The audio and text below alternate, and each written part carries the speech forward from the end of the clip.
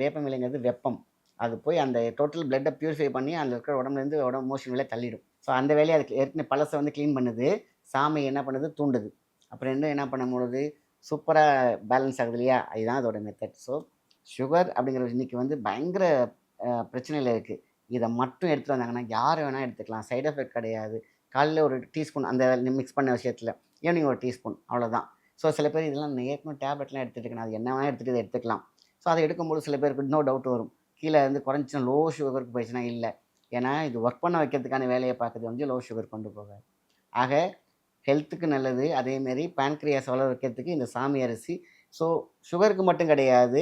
எல்லா உறுப்புகளுக்கும் சேம் வேலைய பார்க்குறது தான் சாமை. ஸோ எங்கெங்கெல்லாம் ரிப்பேர் ஆயிருக்கோ, அந்த உறுப்புகளை அது உள்ள பூந்து எதா அடைச்சிருக்கா? அத எடுத்து விட்டுடும். அதுக்கு இந்த நிணநீர் சுரப்பிகள் போகலையா? அத எடுத்து விட்டுரும். அதில உள்ள போக வேண்டிய ஏதாவது ஆரோக்கியம் பத்தலையா? அத எடுத்து விட்டுரும். ஆக மொத்தத்தில மெயினா பேன்கிரியாஸ்ல தான் இன்னைக்கு எல்லாரும் அதனால அத பத்தி பேசியிருந்தேன். எல்லா உறுப்புகளுக்குமே சாமை அரிசி தி பெஸ்ட்.